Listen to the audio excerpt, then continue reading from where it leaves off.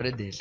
Então aqui você tem uma síntese e um resumo do que necessariamente constitui aí a realidade da nossa cosmovisão, que é a criação, a queda, a redenção e a consumação, tá? Então eu, como sei que o Michael de certa forma tem uma perspectiva aí muito boa, então a gente vai de certa forma pular, vai deixar só na síntese a criação, a queda, e nós vamos trabalhar diretamente na realidade da redenção.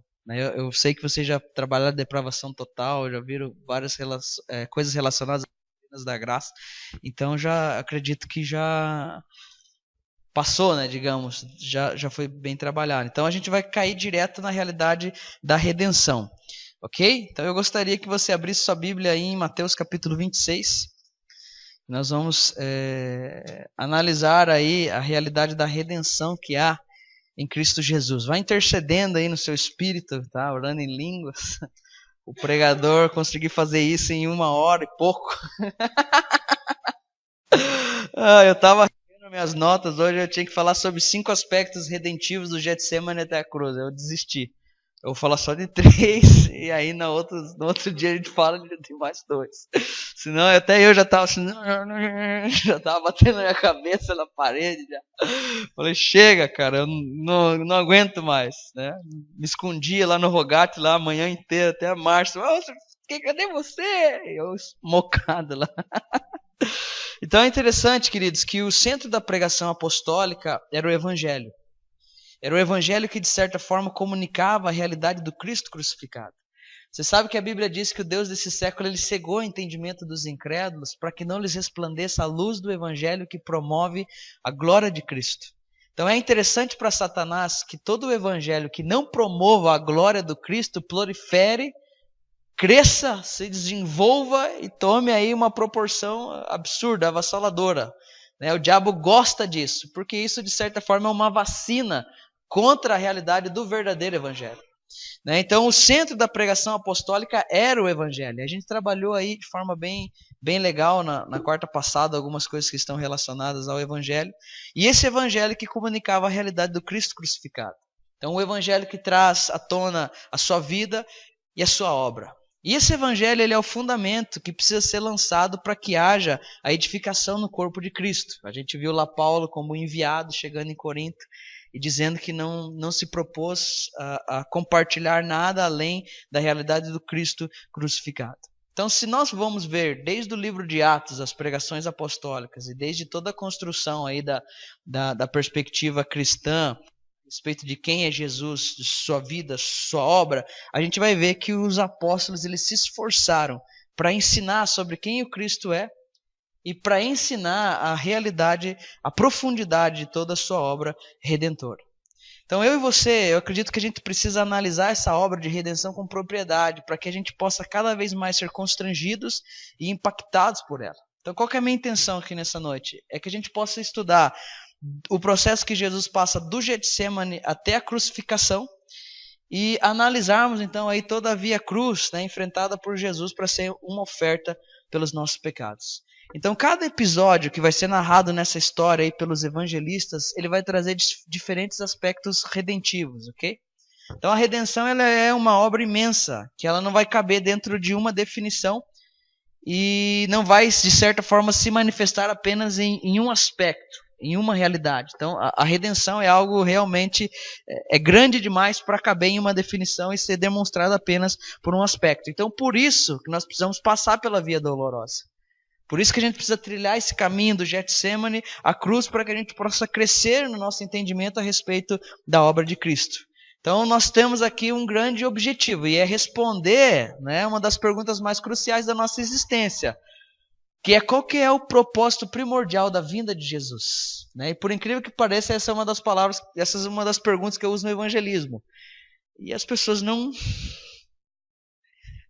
Ninguém sabe, parece, o propósito primordial da vinda de Jesus. Elas sabem que Jesus pode sarar, curar, né? Elas podem fazer coisas assim maravilhosas, mas o propósito primordial, aquilo que trata a respeito da essência do que Cristo fez por nós, infelizmente está difícil de encontrar alguém que traga respostas consistentes e coerentes, ok? Então a primeira análise que a gente vai fazer vai ser o Getsemane, ok? Então, quando a gente começa a pensar no sofrimento de Jesus, qual que é a primeira coisa que vem na nossa mente? Qual que é a primeira coisa que vem na sua mente quando você pensa, Jesus sofreu por você? A crucificação. Então, geralmente, quando a gente vai pensar no fato de Jesus ter sofrido por nós, a primeira coisa que vem à mente é a hora que Cristo está sendo crucificado. Só que o interessante é que o sofrimento de Cristo começa bem antes da crucificação. Todo o sofrimento de Cristo ele dura entre 16 a 18 horas. E é um sofrimento que abrange toda a totalidade do seu ser humano. Ou seja, tanto o físico como o emocional e o espiritual foram afetados. E tudo isso acontece para que Cristo pudesse ser uma oferta perfeita pelos nossos pecados. Então, Cristo não apenas está sofrendo no momento em que ele está sendo crucificado. O sofrimento de Jesus começa antes, ok? E dura, de certa forma, há um espaço de dor e sofrimento muito maior do que muitas vezes nós estamos acostumados. Nós sempre relacionamos o sofrimento à cruz, né? E à realidade da crucificação. Então, quando a gente vai falar do servo sofredor, a gente tem que perceber que a realidade do servo sofredor começa a se intensificar a partir do Getsemane. Então é no Getsemane que a gente vê uma intensificação na realidade dos sofrimentos. E é ali que nós começamos a ver os vários aspectos redentivos que há na via dolorosa entre o Getsemane e a cruz, ok? O Cristo crucificado, ele vai proporcionar para nós o quê? Redenção. Mas é interessante a gente observar um fato, que quando nós afirmamos isso, nós estamos nos referindo a todo o processo que envolve a realidade da cruz. Okay? Não só simplesmente ao fato onde Jesus foi crucificado. Então nós vamos, em cada episódio, em cada lugar, analisar pontos distintos, mas que estão ligados à realidade da redenção que ele nos proporciona. Ok? Por exemplo, nós estamos no Getsemane, e ali nós vamos tirar um aspecto. Depois nós vamos para o Sinédrio, vamos tirar outro aspecto. Aí vamos para o episódio de Cristo com Barrabás, vamos tirar outro aspecto. Vamos para o episódio de Pilatos e Herodes, vamos tirar outro aspecto. Ou seja, nós vamos olhar para a totalidade da redenção, mas em cada episódio nós vamos conseguir enxergar uma realidade, que de certa forma faz parte de toda a redenção que o Cristo crucificado, que o servo sofredor, ele proporcionou para cada um de nós, ok? Então vamos ler Mateus 26, versículo 36, ok? Então Jesus foi com seus discípulos para um lugar chamado Getsemane, e disse aos seus discípulos, assentai-vos aqui enquanto eu vou ali orar. Então esse era um lugar bem conhecido por Jesus e seus discípulos. Acredita-se que costumeiramente Jesus ia a esse lugar para orar. E esse momento aqui é um momento bem decisivo, onde Jesus vai nos dar um exemplo extraordinário. Num dos momentos mais complicados e difíceis de Jesus, Jesus toma uma decisão. E a decisão que ele toma é ir orar. Então o que Jesus faz no momento mais difícil? Qual é a primeira decisão que Jesus toma no momento de dor e dificuldade? Ele vai orar. Então a gente precisa aprender muito com Jesus, né, o quesito oração, ok? Então nós precisamos nos achegar a Deus em oração. Buscar forças em Deus na oração, para então obedecer a sua vontade. Jesus ele vai para o Getsemane para a decisão mais difícil da sua vida. Jesus ele já conhecia o plano estabelecido pelo Pai.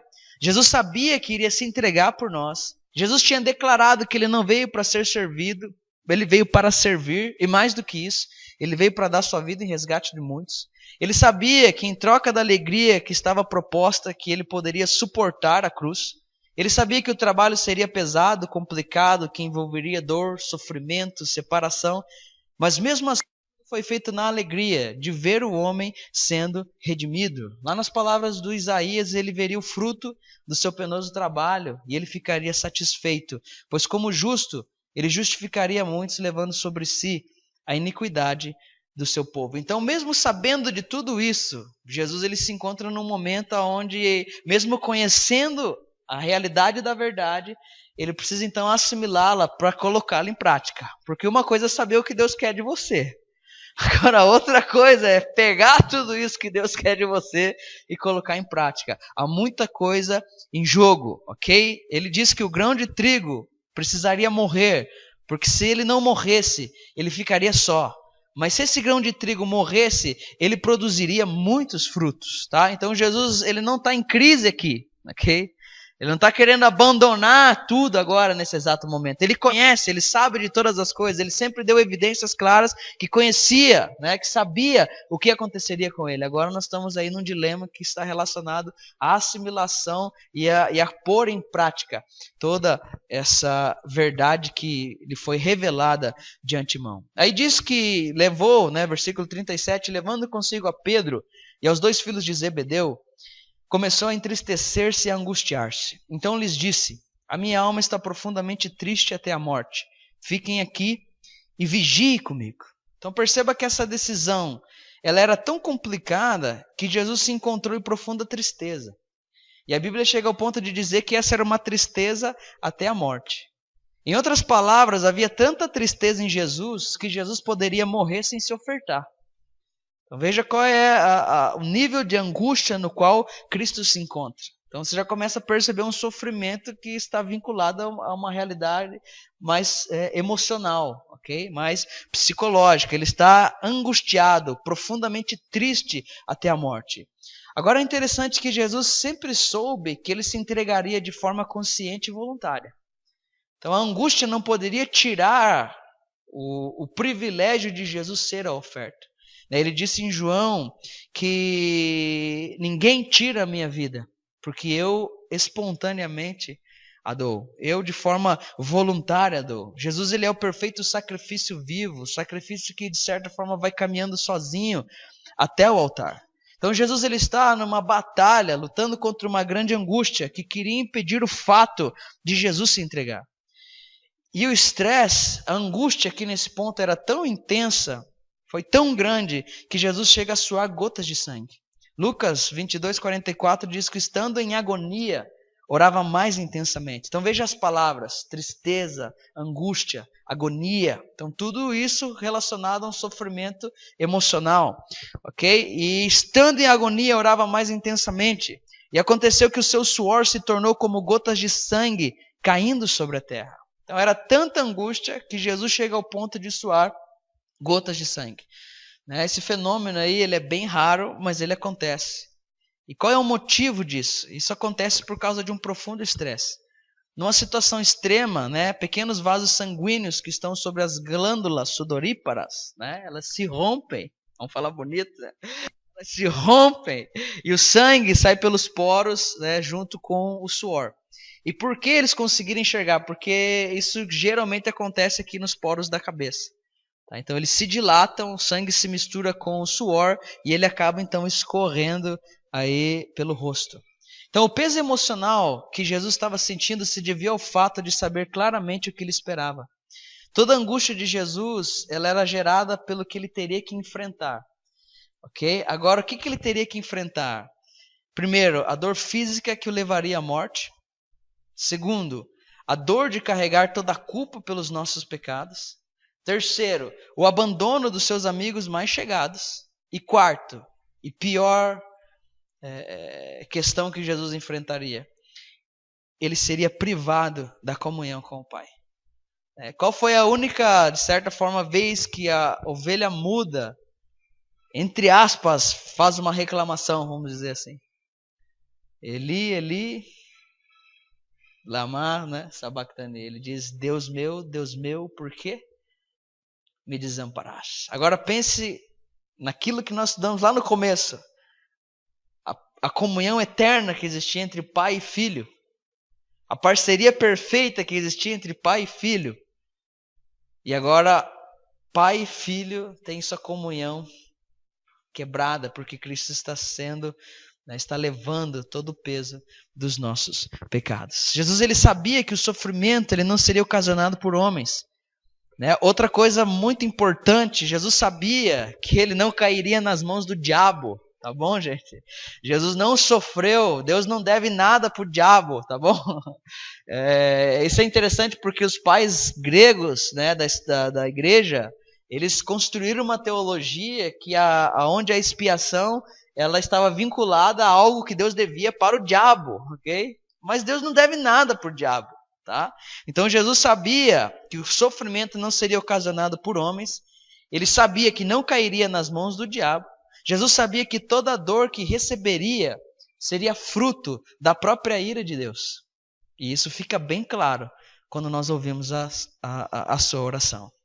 Aí o versículo 39 diz: adiantando-se um pouco, prostrou-se sobre o seu rosto, orando e dizendo: meu pai, se possível, passa de mim este cálice, todavia não seja como eu quero, e sim como tu queres. Então Jesus ora para que o pai afaste dele esse cálice. Mas agora o que havia nesse cálice para levar Jesus a fazer esse tipo de oração? Que cálice era esse?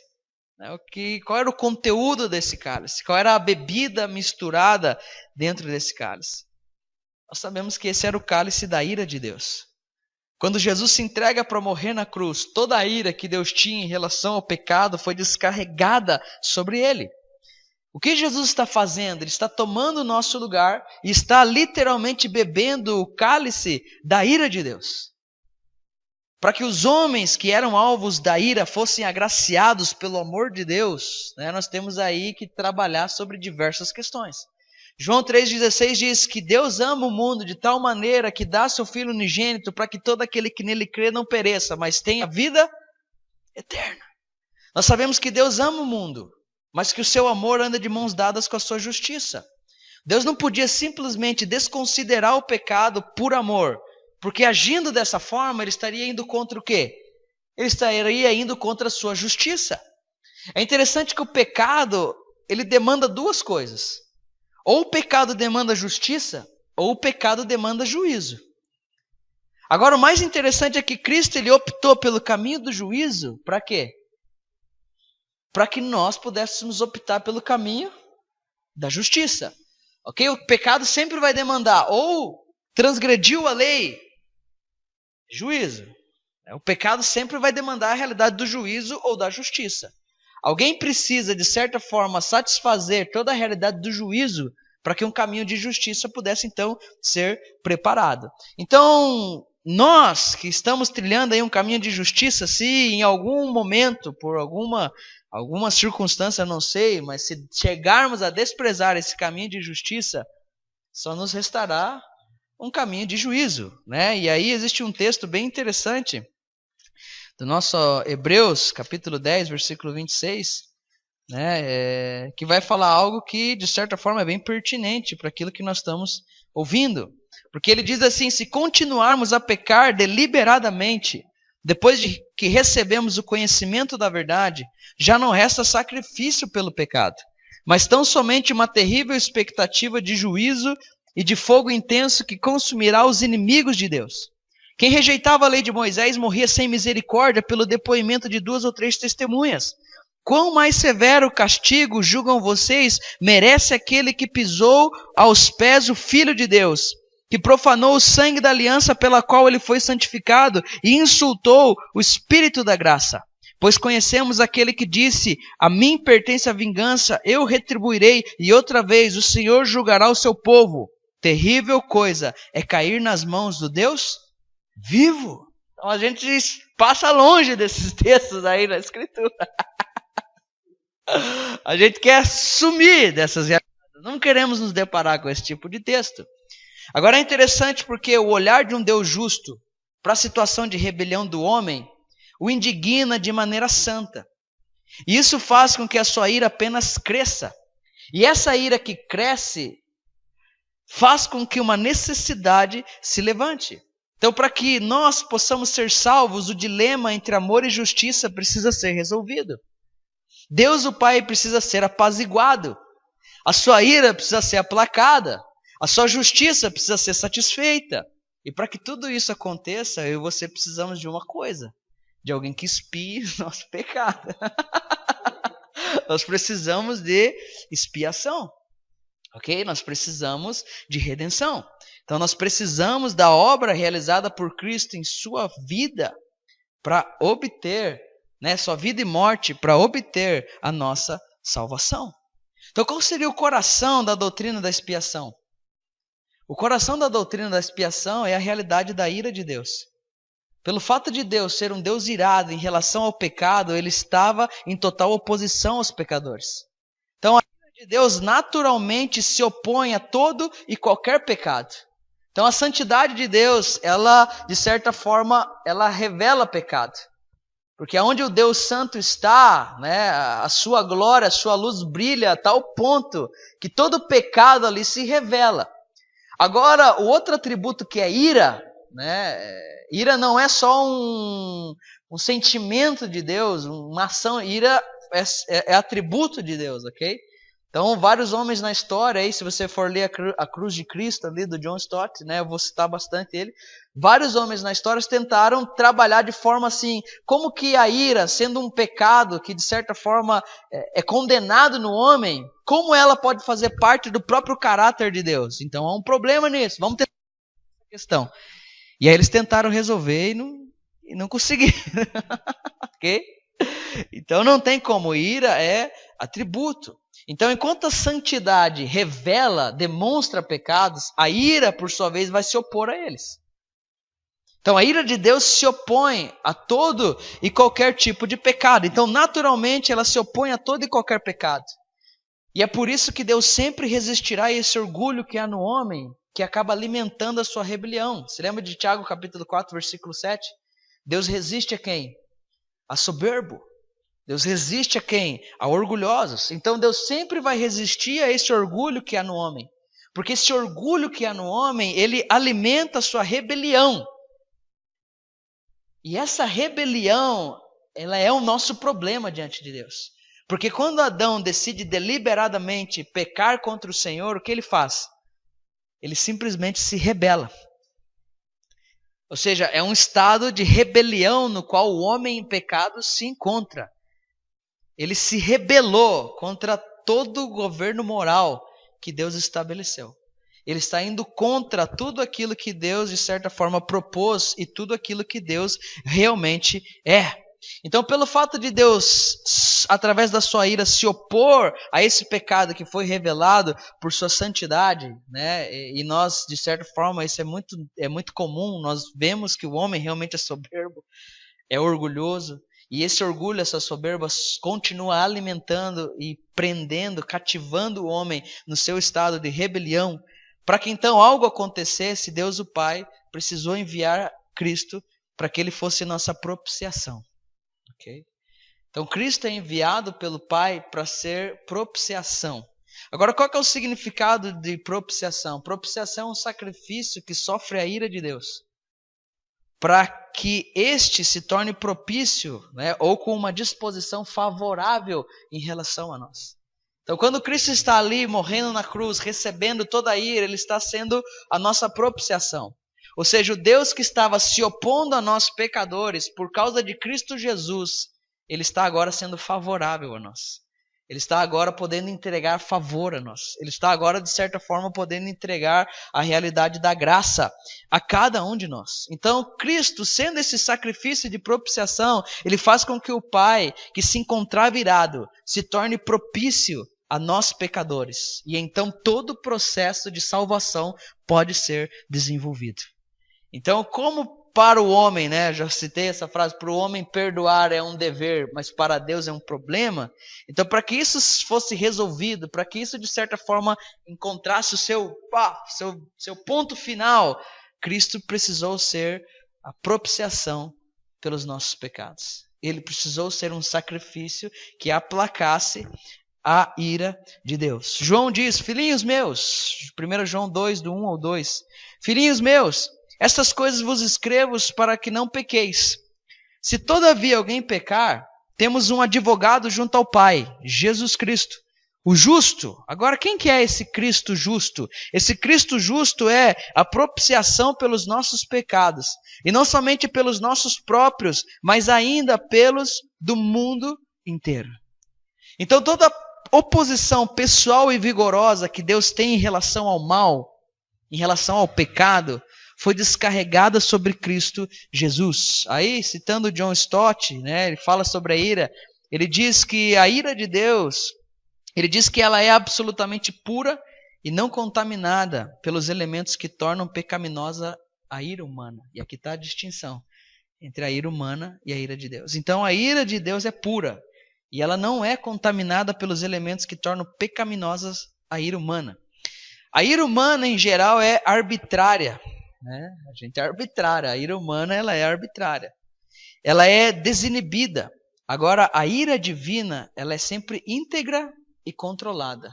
Então, Deus, ele tem controle, né? Deus tem domínio próprio.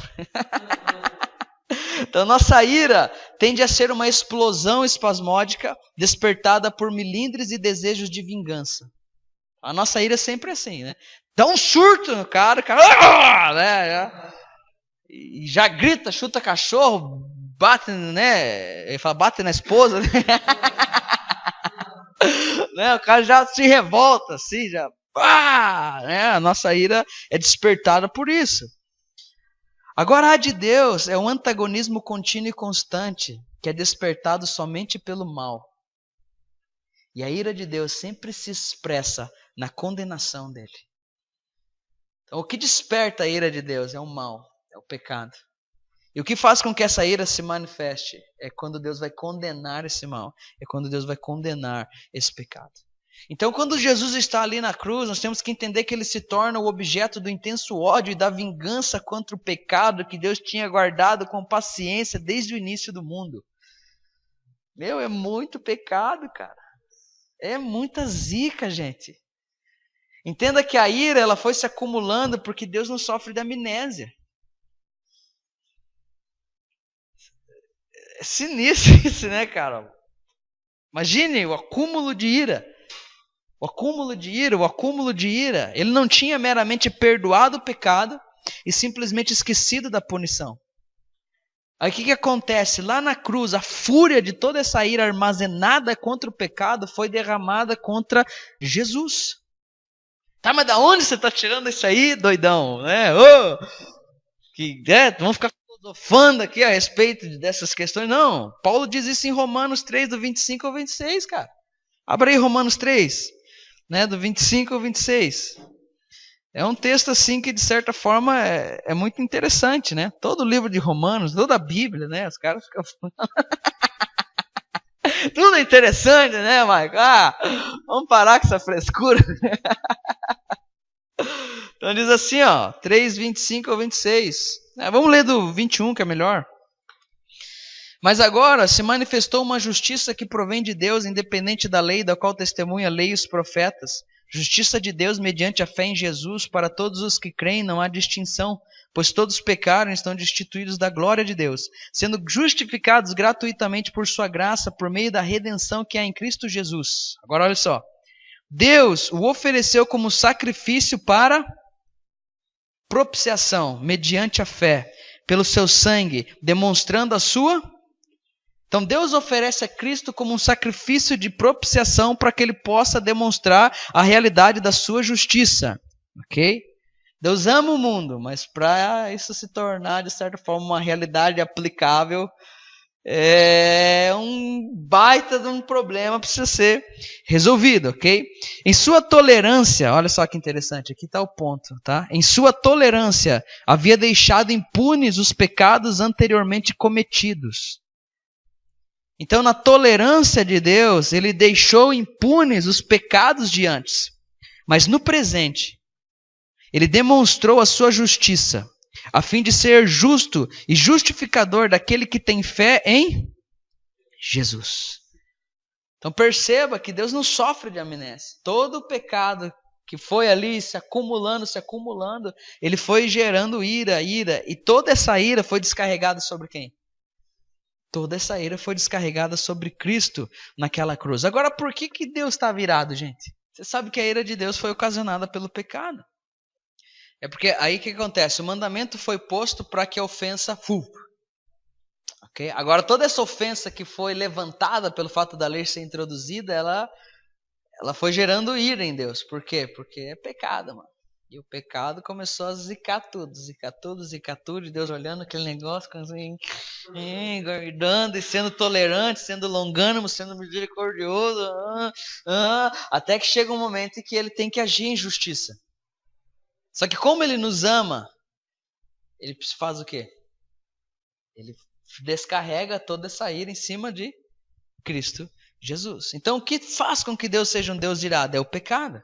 O pecado do homem deixa Deus irado. Ou seja, toda a desobediência deliberada do homem insulta e ofende a Deus.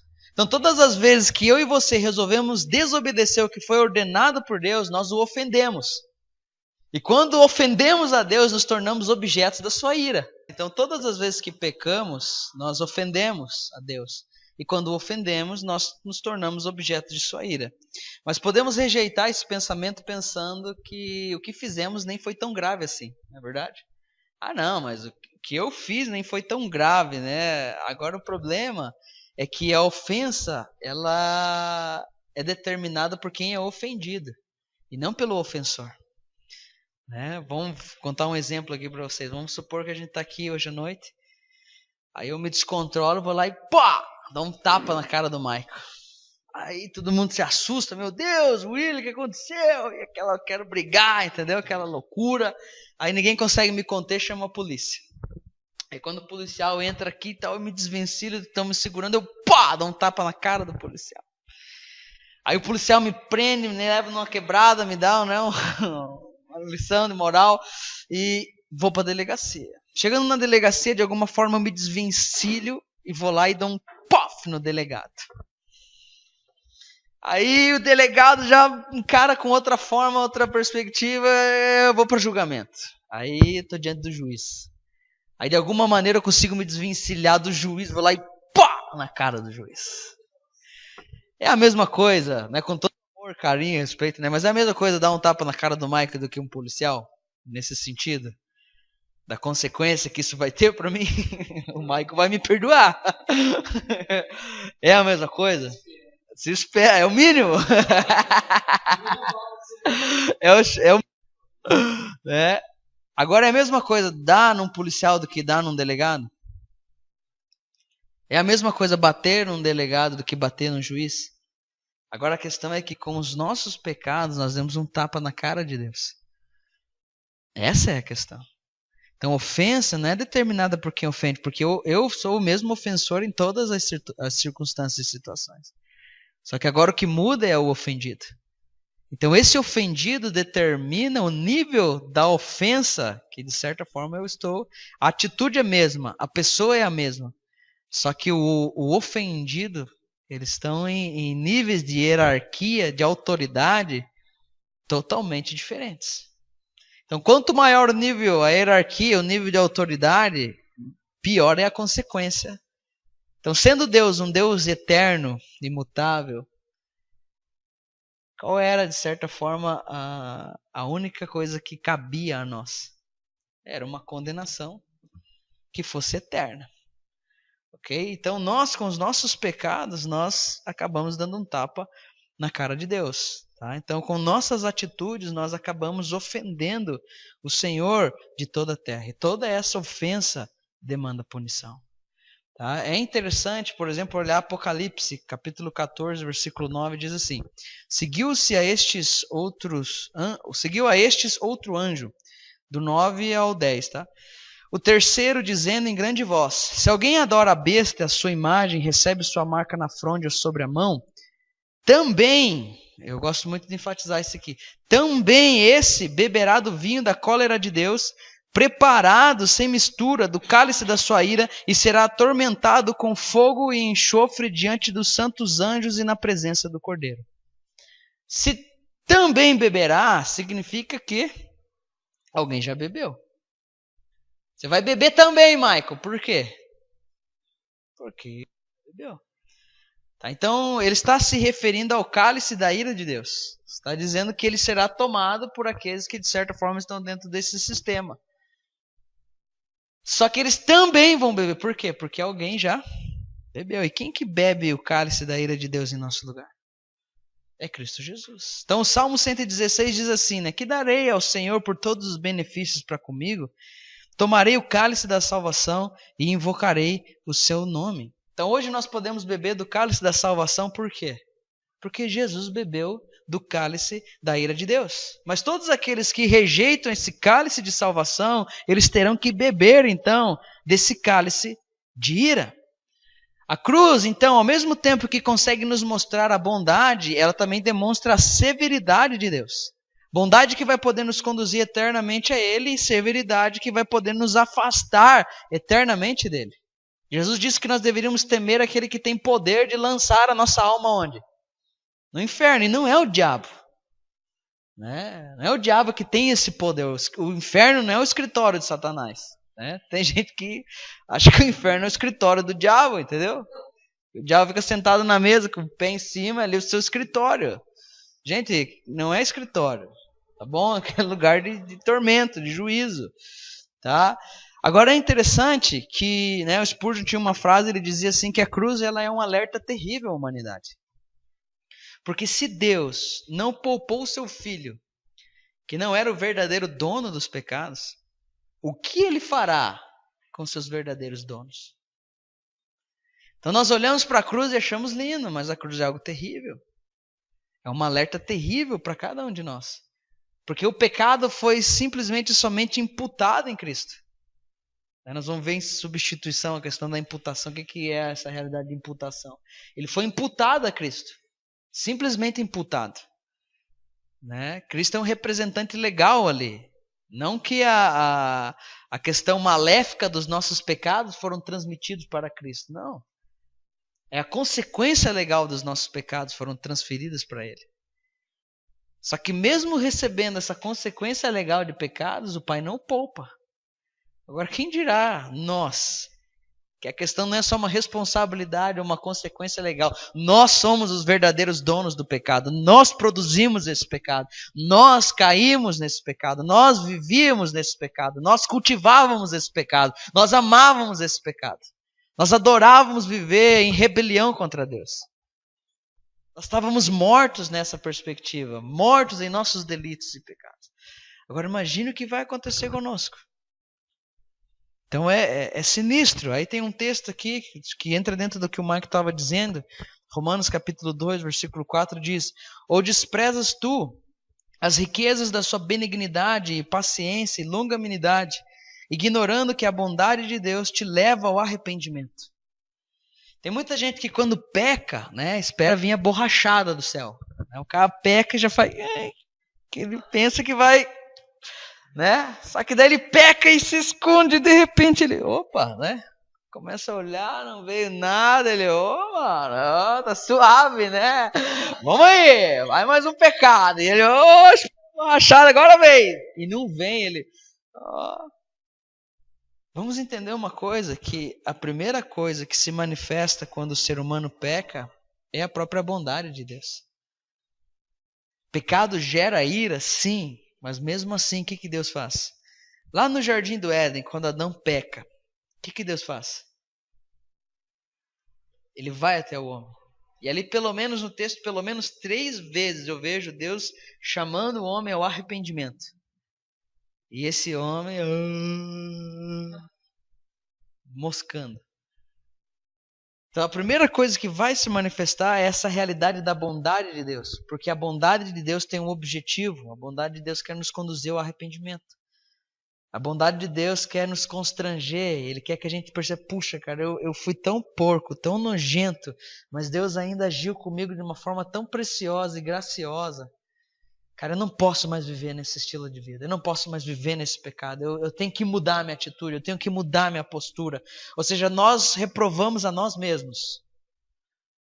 Porque fomos constrangidos por essa bondade. Ela nos leva ao arrependimento.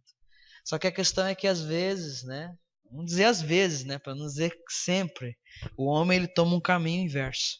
E aí o versículo 5 diz: Mas segundo a tua dureza, o homem duro de coração, segundo a tua dureza e teu coração impenitente, entesouras ira para ti no dia da ira e da manifestação do juízo de Deus.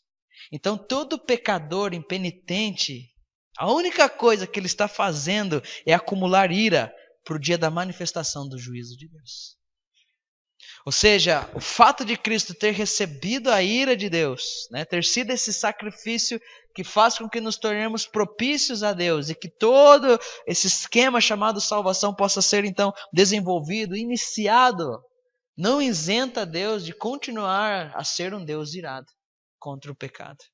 Um Deus que se opõe ao pecador, resiste ao soberbo e que de certa forma continua agora ainda acumulando ira.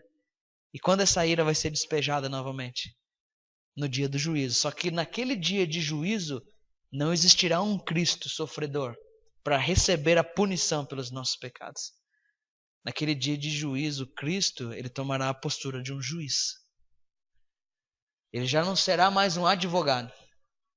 Hoje Cristo é quem? É o nosso advogado. Ele não será mais um advogado, ele será então o nosso juiz. Ele será o nosso juiz. E os caras acham assim, mas eu sou cristão e não vou passar pelo trono branco, queridos. E o bema, e o tribunal do Cristo. E as nossas obras que serão provadas. As nossas motivações, a nossa intenção, tudo aquilo que fizemos, tudo aquilo que fomos, aonde investimos os nossos recursos, aonde gastamos o nosso tempo, a forma com que lidamos com nossas famílias, a forma como vivemos os princípios de Deus, a intensidade com que fizemos a sua obra. Isso aí vai tudo para julgamento. E o fogo vai passar, Só que não é aquele fogo que arrepia o pelo do braço, filho. É um fogo que acaba com tudo.